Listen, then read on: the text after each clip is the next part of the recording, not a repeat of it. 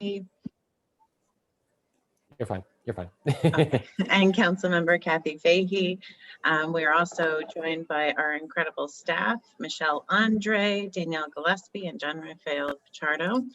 I believe that we will be joined by some budget people, and I'm also, as council members come on, we'll announce them. At this stage, we do need to, ideally, we would pass some of these resolutions out of the committee, so we will need some more committee members. Although I guess we have a quorum because there's 3 of us. So in any case, we can keep moving forward with that. I also wanted to discuss the budget intent memo and a bit more depth to make sure that we were covering the different areas that we felt needed covered. So we could get that, that has to be introduced in order for us to pass it. So,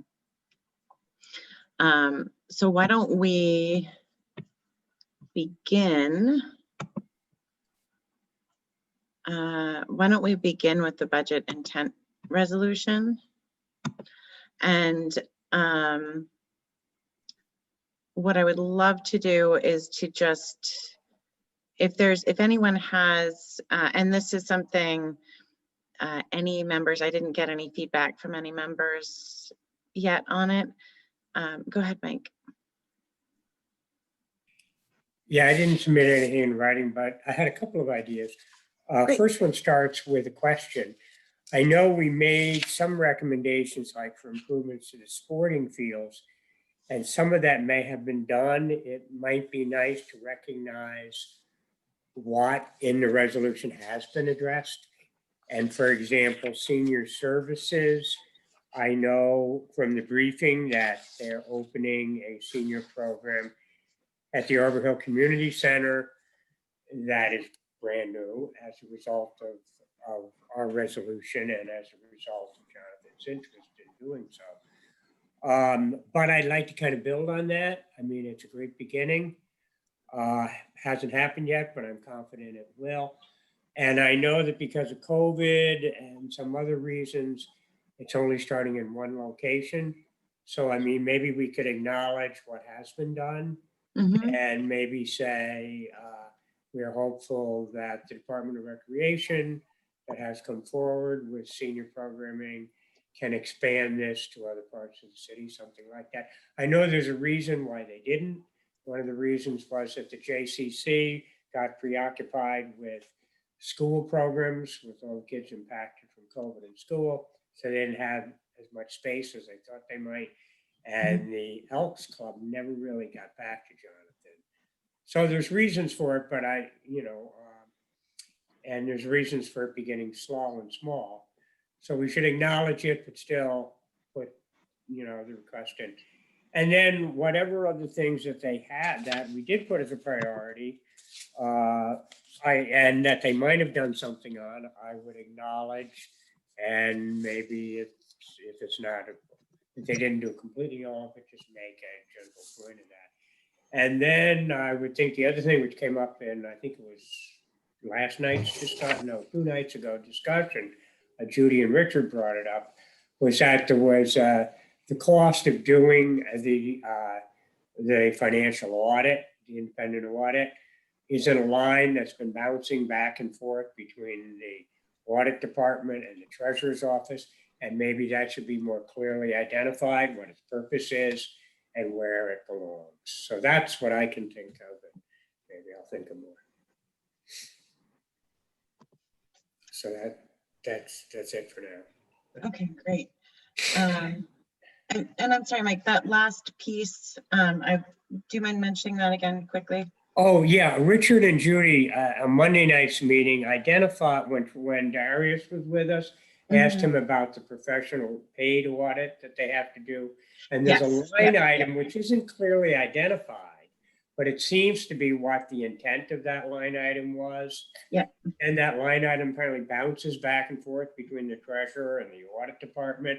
So maybe that line item should be clearly identified and laid to rest as to where it goes. I think it's the treasurer who does all the arrangements for the audit. So that's probably in whose department it belongs. That's great. Thank you, Mike. Richard, you had your hand up. And before you speak, if you don't mind, I just want to note that committee member Judy Deshay is here and council member Sonia Frederick is here as well. Go ahead, Richard. Yeah, thanks. And just on the professional audit money, I think it belongs in the treasurer's office. I think going back to when we eliminated the comptroller and shifted some things around, that money should have been moved at that point, but it wasn't. So it's really the treasurer who has the responsibility for that particular audit, which that money funds. And so it really belongs there. But I'm going, I haven't, nothing comprehensive, but in terms of one of the issues I'm really concerned about with the budget is us having a handle on revenue and expenses. Because I don't think, I think we all have concerns about how realistic some of these items are. Again, not knowing what's happening on the federal level, and the governor has been holding off on making his decisions on budget reductions to accommodate, revenue losses. So I think at some point we had talked about getting monthly reports probably from the budget director in terms of what is happening as far as a monthly revenue and expenditure report and where it is as far as on target, off target with what the adopted budget was, so that we have an idea as to financially as we're moving forward where we are, and we have an understanding of what adjustments need to be made moving forward. And those monthly reports should also indicate any actions that have been taken with regard to, whether it's expenditure freezes, hiring freezes, or whatever actions that have been taken to accommodate some of the changes in the adopted budget. And it probably makes sense, and maybe this is a charter amendment for later, and I think there are some charter amendments we should look at as far as budget that are not going to be necessarily part of this resolution. But as the state DOB does a mid-year budget report in terms of where they are mid-year with the adopted budget and what their forecast is, maybe we should require a mid-year budget report. That's not, a more comprehensive analysis similar to what's done on the state level. But I think we need to get those, and not have those monthly reports of some sort so that we can keep track of where we stand revenue and expenditure wise. That's a really good idea. I think that many council members, myself included, are very concerned about what the budget year is going to look like. Because we're going into this not knowing at all, as you said, what the revenues are. Right. So I think it's a really good idea to put that, spell that out in the budget intent memo.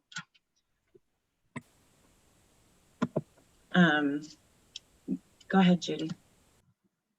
And I just want to, Judy, before you, Kelly, Councilmember Kelly Kimbrough is here, but I also, Judy, I really wanted to thank you. Judy has been kind of holding my hand through this whole process and guiding me through it. And I very much appreciate the work that you continue to put in, and thank you. So in any case, go ahead. So I apologize. I keep on losing track of where the email is for where I'm supposed to sign in. And so I should know to start looking for that 10 minutes before the meeting. So I gather you're starting out with what people want in the budget intent memo. Yes. Yep. We're starting with the budget intent memo, and then I figured we could go to the resolutions. But All right. So to some extent, what we say in the budget intent memo is a little dependent upon what we do with some of the items that are outstanding with regard to the budget and some of the changes that now it appears the administration wants us to make, and those have been inserted in the resolution and the ordinance amendments. So we'll have to loop back and, say what we think needs to be said about those things. I want to note that last year's budget intent memo did not include a summary of the significant features of the budget itself. And that is something that we did the prior couple of years. And there's a part of me that debates whether that is something we want to highlight or not. But there may be something that we want to say as a foundational from our perspective with regard to the budget, the challenges that we're facing currently, and noting, I was a little surprised that the mayor's budget message did not mention the tax increase, the real property tax increase. At least I couldn't find it. And it could be, I still don't have glasses that now match my improved eyesight. So I'm still challenged a little bit in reading fine print. I couldn't find it either, Judy. So it's not, and again, maybe I missed it as well, but when you sent that note along, I looked too, so. Yeah, so that may be something, in a foundational part. So you may want to take a look at what we did in 2018 for the 2019 budget intent resolution, and similarly 2017, to get an idea of what I'm talking about, some foundational summary kind of stuff that we think is important. So that may be something that we want to put in there. I think that it is worthwhile for us to be mentioning that there's really, for the most part, there's no raises except for unions, the union raises, and then there's a few additional raises, some of which, none of which went through the process, I think, that we had anticipated those raises would be going through with regard to the convening of a body to take a look at equity, I think, with regard to raises in general. So I do think Wusu raised this last night, and I do think it's something that we probably want to touch on in our budget intent memo, reminding the administration that we really do want to have the input from experts with regard to an assessment about how we do raises in the city, and for there to be not just targeted justification for those that tend to be at the higher levels, but also then if those people at higher levels are justified, then why aren't we increasing the compensation for other people in the city? I think that it would be appropriate for us to comment that there's been significant improvements in the 5-year capital planning, and that we've been pushing for that. It is, a work in progress, but I think it is noteworthy that there has been some significant improvements in the 5-year capital plan. It is a little more reflective of what we anticipated, what the charter anticipates. I do think that the charter and the recommendations from PFM and the state comptroller's office, we should be having a tracking of existing projects be part of the capital budget. And there should be, I think, at least quarterly reports with the status of, once you have asked for this money, where is it in process in terms of, have you identified have you issued the RFP? And what are we doing about that? So I think that keeping on pushing the administration to do best practices in that area is a good thing, while acknowledging the significant improvements this year. So those are the few changes until we get around to talking about my other detailed memo that I shared with everybody on Monday with regard to some issues with the budget amendments. I don't think I should be talking about that as part of what should go in the budget intent memo until we resolve those issues. Right, I would agree with that, yeah. Thank you. Kathy?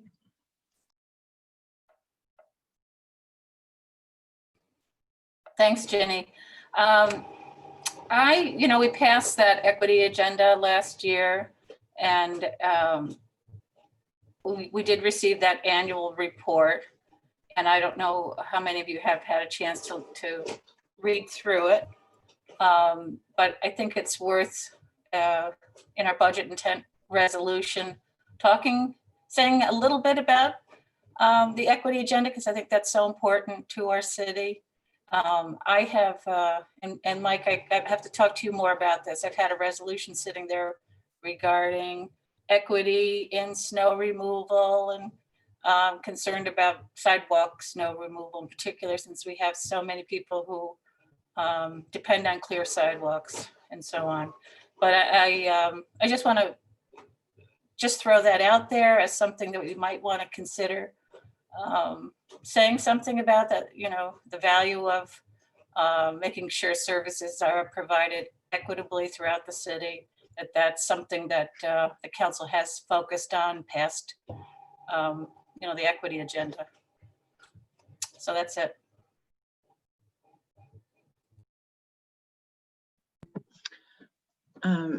Were there any other members that wanted to note something for the budget intent memo? Go ahead, Alfredo. Thank you. I just had 2 points. I'd like for us to keep the language regarding the housing survey for rent stabilization. I know that because of COVID and everything else that happened this year, that wasn't able to occur, but I think it's important that it was a resolution that we passed last year, and I think we should still note that we'd like to see that be moved forward. This year, if possible, depending on what occurs with the virus. And other than that, I'd like to see if we can address, or how we could address it is, I would like to save or make sure that we don't have a massive cut to our summer youth program like we did this summer. I know this is a budget where we don't really know what's going to happen. I hate to say that, but and I think a lot of us were more optimistic yesterday morning than we are right now. And we're probably more optimistic right now than we were this morning. So, that's a good thing, but it doesn't look like we're going to get the Senate. So it doesn't look like we're going to get a big bill, to, support the losses that state and local governments have had. So I know it's going to probably be a tough year that we're facing next year.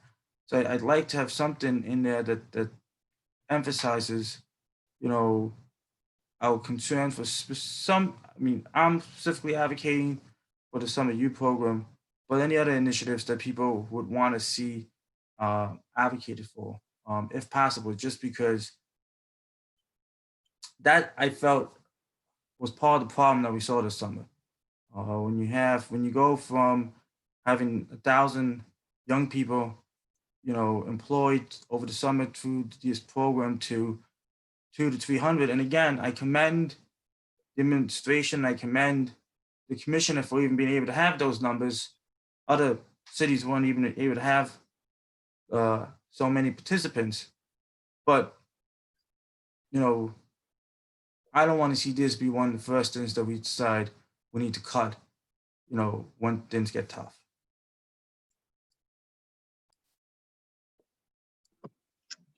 Thank you, Alfredo. Were there any other members that wanted to, go ahead, Richard. Thanks. Just picking up on Alfredo. To the extent that there are some resolutions that we adopted during the course of the year that are budget related, we should reference those. And one that has come to my mind just now, I'm thinking about, is the one on the South End Community Center. So that is probably something that we should put in some way.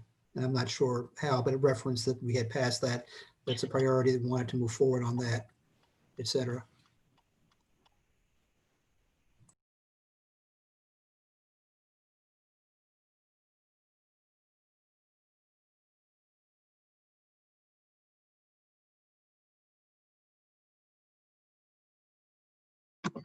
Sorry about that. I did the I'm on mute thing. I also, I think we should probably have the funding for the Violence Prevention Task Force noted in there as well. That's supposed to be in there. It's actually, it's for, I guess it's violence prevention initiatives. It's supposed to be labeled task force, but, and the task force has a role in terms of having, as far as determining how that's expended, which is supposed to be a community participatory budgeting process, which is no reference in the budget about that or how that's going to happen, because there's no revenue line, there's no budget line in the budget in compliance with that requirement. So I don't know why, that's not the case. But I guess there's a question as to, are we adding, I don't know if the we should be ones, but is funding going to be added for that? And then what is the plan that the administration has for the allocation of those funds, which the task force participates in, but does not run that? So they're supposed to put together a participatory budgeting process to determine how those funds are supposed to be allocated. And they're supposed to be targeted, I believe, towards summer-related initiatives. Although sometimes hard to tell, because frankly, the equity agenda ordinance is not clear on a lot of things, and it's not really drafted all that well. Okay. Were there did any members want to note anything else to make sure that we include in the budget intent memo? All right, well, we have a Nick with us. Yes, sorry, I did not have this meeting on my calendar. This is Nick Blaze here, but Dave did reach out and I called in, but I'm driving, but I'm hands-free right now. Thank you very much thanks for popping in, and apologies on not getting one of the many meetings to you. So we should move on to discussing the resolutions. I just want to for the budget amendments. I apologize, everyone. I'm trying to just locate exactly. There are some benefits to paper where it's easier to find things sometimes. So what would be great is if we could actually pass some of the resolutions out of the committee, so we're better prepared for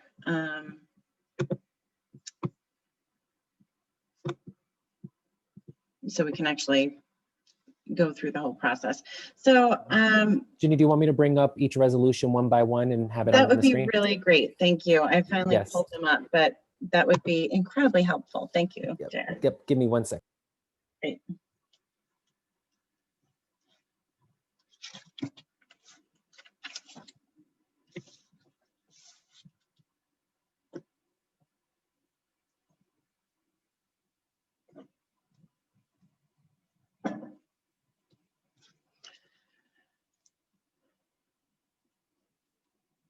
Okay, so the first one we have is 96-102-20, which is establishing a capital reserve fund known as the Urban Planning Fund. And as I'm trying to scroll, I realize it's not in my screen.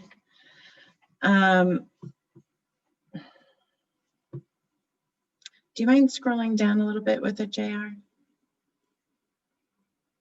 Yep, you tell me what to do. I would like go down to the, so we can get to that, you know, this lovely part of it where it's kind of meat and potatoes.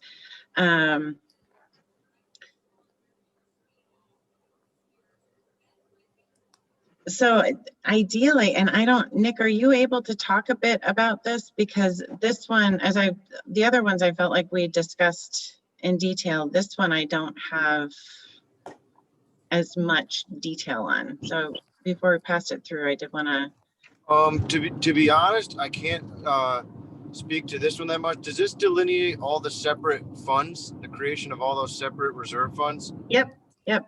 Well, I'm just, we did, as you know, as part of the budget, allocate some money for a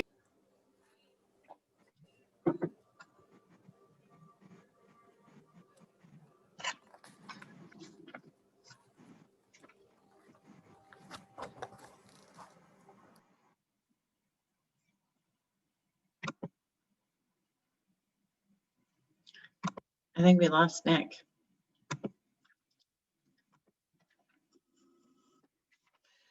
Oh, I've been on mute the entire time here. Okay. Can you hear me? Yep, we can hear you. Okay, sorry. So yeah, as you know, as part of the budget, we did create and set aside some money for a capital reserve fund, but I cannot fully speak to the delineation of all the specific funds here. Where did those originate? All the specific capital reserve funds? So this one is from it. It doesn't. That's one of the issues with it is it doesn't say exactly. I'm assuming this is with the planning department, urban planning fund. And I don't have the detail. I don't specifically remember the details as much on this one. The other ones I'm a bit better with, but. I guess just from my perspective, I think when we kind of established this or set some of this money aside, it was with the intention of doing a capital reserve for the first time and kind of taking care of some of those normal every year operating expenses that we shouldn't be paying for with interest. But I did not know, that there were intentions to create several funds. I thought that the intention was kind of if we create a capital reserve fund, it does give us a little bit of flexibility to use that money. It's not, restricted in the sense that if one project doesn't pan out, we can't use that for another thing. But it is restricted in the sense that it has to be used for capital items and restricted in the sense that it needs to follow in accordance with an adopted and authorized budget. So I guess, yeah, when we proposed it, I thought we had envisioned that it would be one fund. I just didn't know how it got split out into several funds. So that was news to me for reading that tonight. Okay, so perhaps we should just put this one on, let's move on to a different one because I think that, If I can add, could you go to the top and tell me how much this fund is for? Screen to the top of that. It says in the budget memo, $65,000. The whole capital reserve allocation, I think, for all together was 1.7 million, I believe. So $65,000, it's interesting because planning has. I apologize. It's 61,500. I have it right here. Right. So if you look on page 94 of the budget, this is the advantage of having the capital budget actually in and described in more detail. So this is for the Hudson River Waterfront Gateway project, and also BOA LWRP, that's another 16.5. So it's 45,000 for the Hudson River Waterfront Gateway, which is a comprehensive land and water use program that expresses a vision for the waterfront area. So this is waterfront planning, and the BOA is, what is that? I think that Yeah, that's brownfield. the brownfield. Yeah, brownfield opportunity areas. Mhm. So we're getting a partial grant for that, and we need to contribute a certain amount for that. Now, What page? with that said, I still don't understand these reserve funds.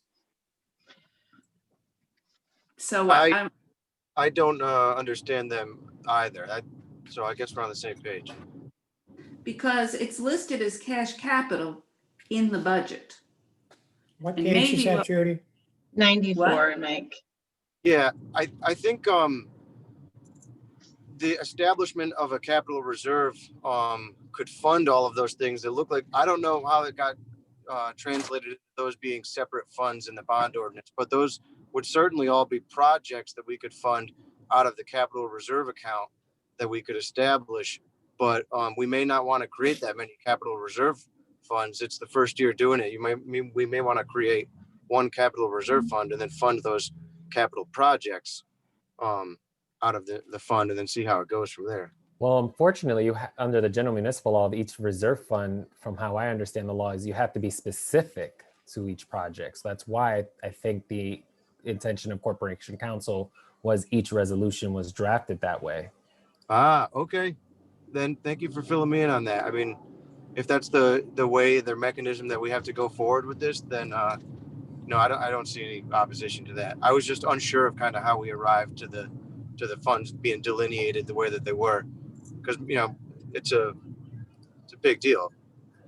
Nick, do you know if this I is? just don't understand. I don't understand why you have a reserve fund as opposed to an account line that is cash, just like, you're purchasing photocopying equipment.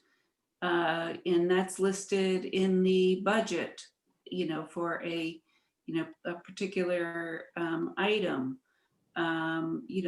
There's uniforms are purchased, are listed in the budget. There's all sorts of expenses that are listed in the budget. The intent is to use the funds this year. So reserve fund is usually you're accumulating funds to be used in the future. For example, it would be good for us to put over $1 million in a capital reserve fund for building improvements in the city, because there's always a need for building improvements in the city.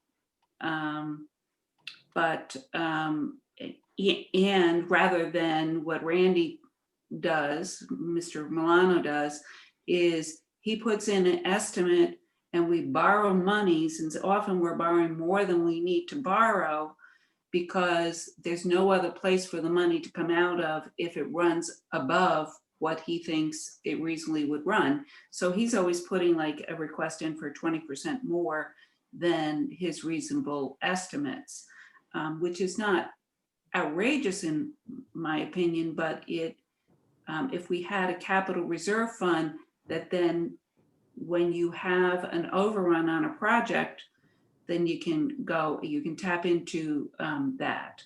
And generally reserve funds are supposed to be for future planning in general, so that you are lessening, I want to say, the ups and downs of your of the impact on your budget for emergencies or building repairs, etc. So it's, you know, it's sort of how some people create a Christmas fund. And you put money in that every month as opposed to, oh, it's December, I now need to spend, you know, that amount of money. So that, you know, this is for, you know, over a period of years is generally the goal. But each one of these projects, it's actually money that is expected to be spent in 2021. And also our city charter specifically allows expenditures for capital projects to be carried over, and they don't automatically terminate. So I don't understand why we're creating these reserve funds. And I take it Brett is not in on this meeting today? He's not, no. So we've explained what this is for, but, and I don't have any objection to this particular expenditure. It is just a matter of, I would prefer for us to be clear about what is coming out of a reserve fund, what is cash. And, you know, if you look at other municipalities' budgets, they have an item for cash for capital expenditures for, you know, the share or, you know, or bonding. So it's bonding, capital reserve, and cash is all part of your total budget. I would like us to do it right first time as we're doing this. And Judy, I don't necessarily disagree with you on that either, but I'm not familiar with the section of the charter that you're referring to. Is this a resolution that we may be able to potentially table for now, discuss offline, and then bring up at the next finance committee meeting?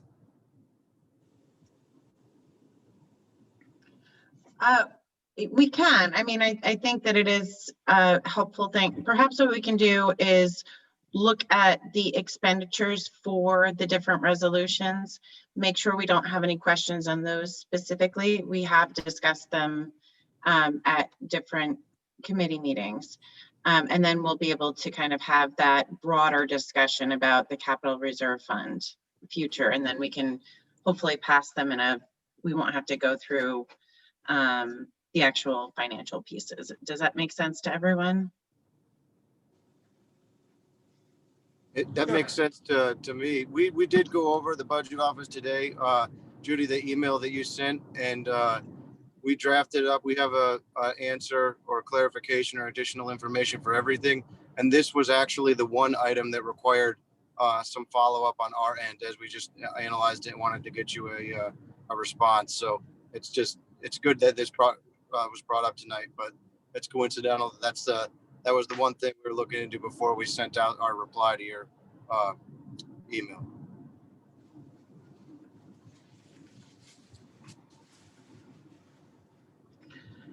And then just a note, thank you, Michelle, for sharing that. On Monday, we are planning on doing the bonding ordinances, so it might be tight to just have a big discussion on this as well. JR, do you mind pulling up the next resolution? I think the next one is rec. Yep, give me 1 second.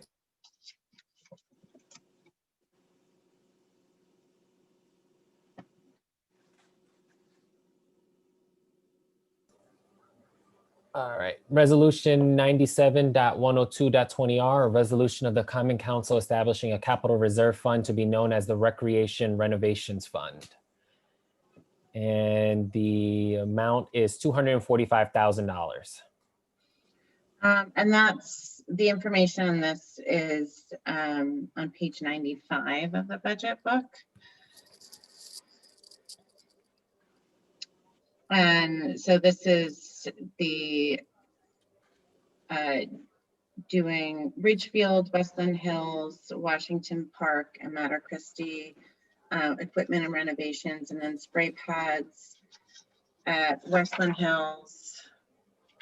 I thought there was other places. Swinburne, court resurfacing, and Westland Hills spray pads.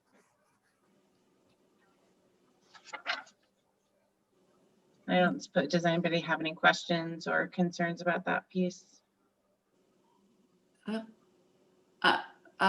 Ginny, I just want to clarify the total amount to be appropriated this year for those purposes, all of those purposes that you just mentioned, is really 30. Yeah. 530,000.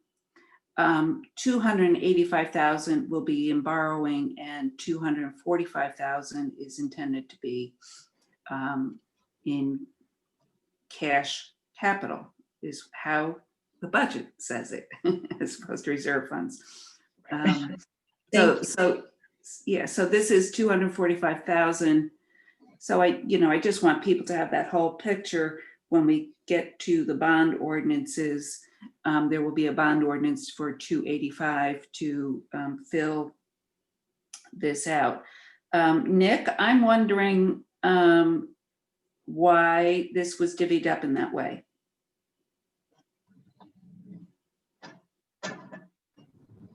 So do you mean why this was broken out as its own fund, or why these parks and those investments were divvied up that way? It is 285,000 in borrowing for playgrounds, and then another 130 is cash capital for playgrounds, and plus another 115,000 for spray pads and court resurfacing. So the question is, why wouldn't all this be cash capital? Or why wouldn't it, what was the thought process behind having part of it be borrowing and part of it be cash capital? I think that we wanted to touch a little bit upon recurring expenses that could be operating expenses across the departments, and move as much to a capital reserve or cash capital as we could afford to do so in the first year. But that was one where we couldn't fully fund all of that through there, but we were happy to move a piece. Okay.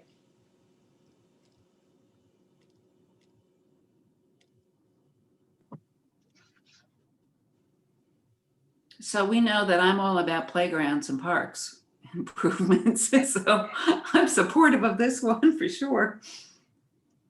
Yeah, I think especially, not that we didn't appreciate our parks before, but during COVID, I feel like they've been such a lifeline. So it's great to see that investment. Can you pull the next one up, JR? You can give me 1 second. While he's doing that, can I just chime in here? The provision in the city charter is found in 604. I'm not sure which subdivision, but it's the last provision in section 604 that talks about lapse of appropriations. Every appropriation except an appropriation for capital expenditure shall lapse at the close of the fiscal year to the extent it has not been expended or encumbered. An appropriation for a capital expenditure shall continue until the purpose for which it was made has been accomplished or abandoned. The purpose of any such appropriation shall be deemed abandoned if 5 years pass without any disbursement from or encumbrance of the appropriation. So I think that provides the appropriate mechanism for us to do, to make this a cash appropriation, and an account can be set up with that notation in it that it can be carried over into the next year in some cases. So then the following year, you would show that separate account, its current balance, hopefully what has been, accomplished of the purposes, and then, indicate what additional use is going to be made of that capital account if it has not been all used. And in some cases, that account then may be appropriate to have it be supplemented for, again, more playground improvements or something like that. Which kind of mimics the general municipal law this reserve fund is citing. So it's interesting. Yeah, with those pieces, that does discuss what the logic, and I think I explained this, and we obviously can talk more about it when we have the appropriate staff members here. But Mike Wheeler said that that the intent was to make sure that the funds went towards the specific projects, and including if they were not fully utilized in each year, that it could go over into the next year. But as Judy read through that does seem to cover that piece. So it's kind of actually exactly what we do with the bonding ordinances now. So we borrow money, and we borrow money for, capital improvements to buildings. And sometimes we might have borrowed some more. There's nothing really that we're doing other than having the paper trail and having the discussion, et cetera, about, okay, we are borrowings, to replace the roof on engine 9 and replace the doors on engine 11, et cetera. But when we borrow, it is for city building improvements. And therefore, if there is any money left over after those purposes are accomplished, it can go towards some other purpose. But there's no more guarantee in that, in the way we've done that, than there is for these. And indeed, for a reserve fund, I hope we're not going to narrowly craft these so that it says Swinburne, as opposed to parks and playgrounds. And again, so the money is left over. You have the account established for parks and playgrounds with the capital fund, the capital cash account, and it gets carried over the next year for those purposes. Whether Swinburne, and I gotta say, we've passed bonds saying it's going to be Lincoln Park Pool Playground that's going to be changed in the discussions that we've had, and then it becomes impractical because why are we going to do that when we're having problems with the pool? And we may need a major construction issue there. go ahead, JR. Yeah, just in my research from what NICOM says, just use of fund balance is kind of similar to what Councilwoman Doche said, because it seems like these funds kind of give a little flexibility. Because according to NICOM, the unexpended balance in a capital reserve fund may be transferred to another capital reserve fund.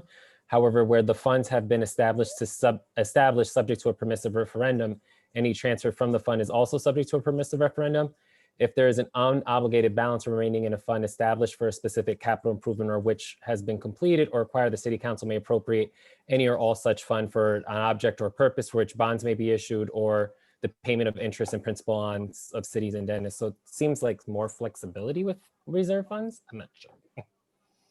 More flexibility with reserve funds over bonds? Yes. Or over what I'm suggesting with a cash account? Over bonds. With the cash account, there is flexibility, but over bonds, because as with bonds and how I understand them is they're very for a specific purpose. Whereas these funds give a little bit more flexibility in transfers. So, but it has to go from what I've read, it seems it has to go from one capital reserve fund to another capital reserve fund. Right. So the reality is when you say specific purpose, that is something that is open to interpretation. Is it for the purpose of, we used to say, a ladder truck, and now we say fire apparatus.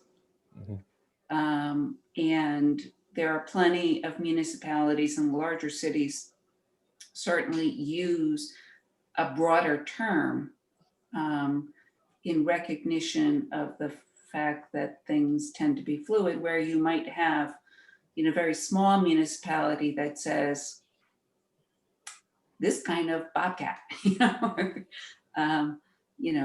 as a piece of, equipment. where, there may be a desire for tighter controls.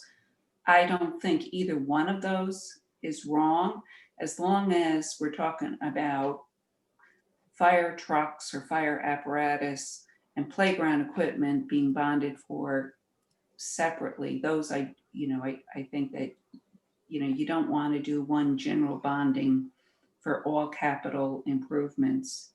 And I think that we have appropriate, I want to say, silos established now, with regard to, essentially, we're doing allocations for buildings. We're doing allocations for DGS equipment and vehicles, and fire, police vehicles, versus police IT equipment.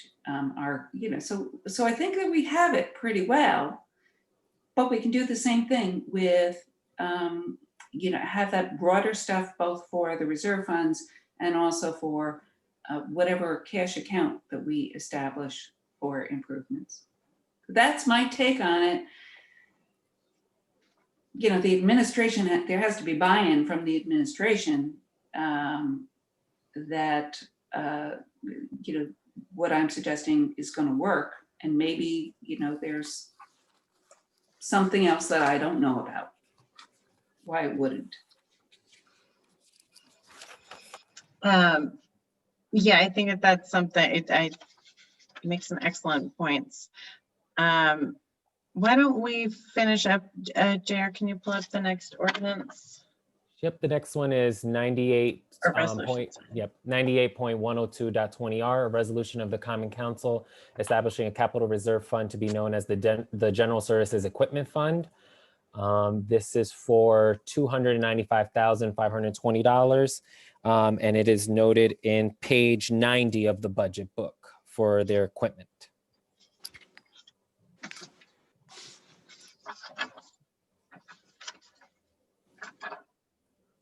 Or the specific equipment.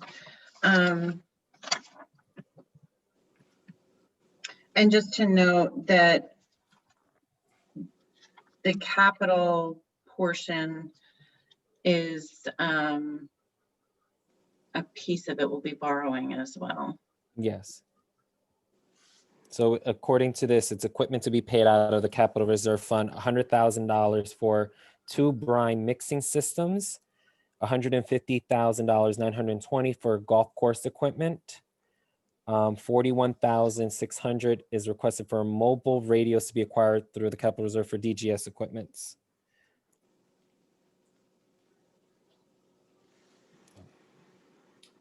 So I want to note that Joe Igo, when I first started on the finance committee, Joe Igo and Dan Herring noted how we really don't want to do borrowing for purchases that are $15,000, for this mower or radios or other minor equipment purchases, and that really should be in the capital, in the cash side of things.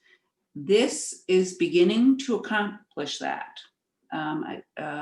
So when you look at what is being put in the reserve, it is a lot of the smaller priced items that is appropriate to move to a cash side. I want to note that some of this may not be really considered capital. And I'm not this year going to, I want to say, quibble about that. But I think it, just from an educational standpoint, a lot of people would not necessarily consider mobile radios a capital purchase any more than you would consider your cell phone a capital purchase. Your car is a capital purchase. Improvements to your house is a capital purchase. Whether this is really an operational expense versus a capital purchase, I think is something that we should be more focused on. It's something that I think, again, a conversation could be had with the administration about whether or not we want to make an amendment to the budget and simply reflect this purchase as equipment without it necessarily, for the mobile radios, as equipment, without it being labeled as a capital purchase. But I will say it gets a little complicated because then you're amending your entire capital budget and then you're amending things on the operational side as well. And that's why I think it's worthwhile to have the discussion with the administration from that, for that perspective in the future. And Nick, I assume you're still listening. Still here. Yeah. So, in the future, thinking in terms of, is that really something that you label for the capital budget? Because the net effect is the same. You are putting the money in the budget. I assume if you put money in the budget for mobile radios, they can be purchased within 2021. So there's not an issue about carryover to the next year. That would be the only reason really to have it in the capital budget, as far as I see. But it's really the same, because whether it's in the operating budget or it's in the cash capital, it's money that is coming out of the current year budget as opposed to borrowing.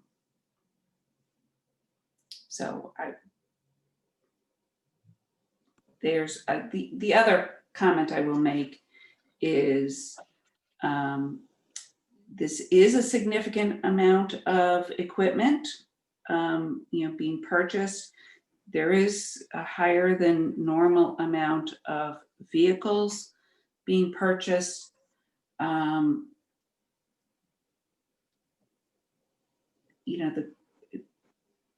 I think Joe Giebelhaus has done a pretty good job of, making the argument that we save money on labor costs in constantly repairing things, or not utilizing our labor efficiently, because sometimes you have vehicles that are in the shop as opposed to being out on the streets collecting garbage. While this is a lot of purchases, I do note that in future years, because we have been doing more purchases like this, we're sort of bringing the whole fleet up to speed where they would like it. So in the future, there will be fewer capital purchases along these lines. But it overall does have an impact, in the big picture, has an impact on our the amount of debt service we will be paying in the future, and that becoming more than 10% of our budget within a year or two. Thank you, Judy. Jar, why don't you pull up the next resolution?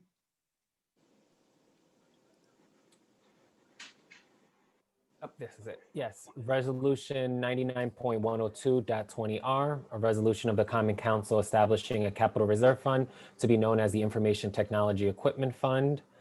The amount is $168,095, and it also can be found in page 96 of the budget, proposed budget.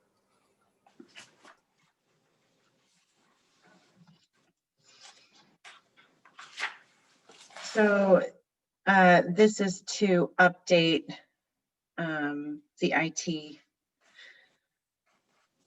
And I know that it was touched upon briefly in a meeting, but I don't know if Nick, you have anything off the top of your head on this. This one is, well, I guess this would just be another specific fund for IT, and that follows the breakdown in the capital plan. But I guess earlier when I was referring to the tabling of that urban planning one, I guess in a larger sense, I was referring to circling back on all of these, although it is good to have this opportunity tonight just so we can talk about the allocation of funds and the projects that each of those would fund. But so this is just the IT portion of that. And I think that the way that we want to establish this, I kind of agree with Judy. We want to make sure that we do it right. And to be honest, like we envisioned the establishment of one capital reserve fund. It sounds like Judy is mentioning that we could do some capital allocations through the general, and then what kind of came out through the law department, which sounds like it was because of requirements potentially in general municipal laws that we had to have very specific capital funds. So I think everything here is everybody's well intentioned, and it's just we want to make sure that we're all on the same page and going forth with a strategy that makes the most sense and that doesn't restrict us. So I think we are all on the same page, but we just I think this is one of those things that it'd be good to circle back on after we just kind of touch base. This IT resolution included, I just kind of see them all as the same because they're all as it looks to me through here, individual reserve funds. Yes, they are. So the last one is the police cars, which I know we did discuss in depth. So perhaps we can touch base on these again. I guess if anybody has any specific question about any of these capital reserve funds, any of the money for it, please share it and we can pass it along so that we make sure it comes up when we do a more full discussion on it.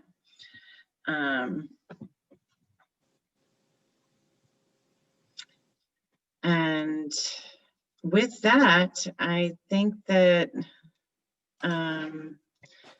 those were kind of our goals tonight. So we did accomplish one. We've got some good stuff to add into. I've got a lot to work with, JR and I, with the budget intent memo. And we'll circle back on the capital reserve funds and see if it's something that we actually do need to do. So Nick, I'm assuming you have enough information to kind of move forward with looking into those pieces. Yeah, absolutely. I think it was still good to have this discussion tonight too, because we, to talk about the programmatic side of what each department is kind of planning on doing or what we're planning on funding for the departments with the capital reserve money. But yeah, like you said, I think it's just a matter of procedure now moving forward. Yeah, exactly. It might be something that we don't actually need to vote individually on them, but more it's part of the budget. Exactly. So, I mean, that's correct.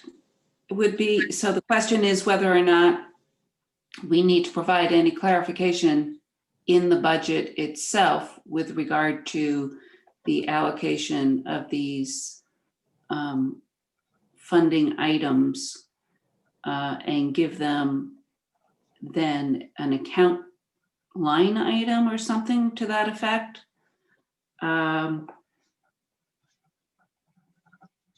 So that, that's part of the logistics of then how to effectuate that change instead of passing all these individual resolutions. I think it should be a fairly simple thing, but who knows? I'm going to send everybody the city charter citation. Thank you, Judy.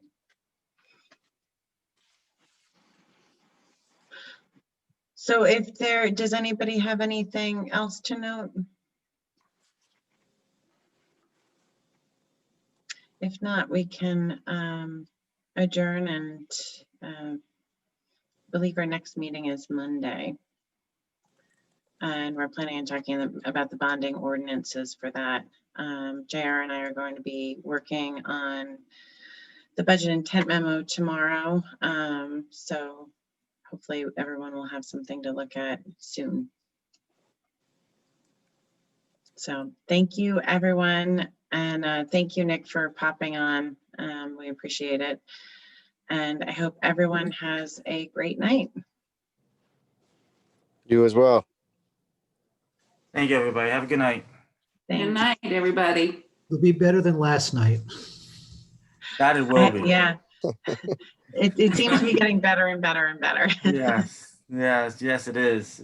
All you need is another, well, we're recording. So another. Yeah. Good night, folks. Good night.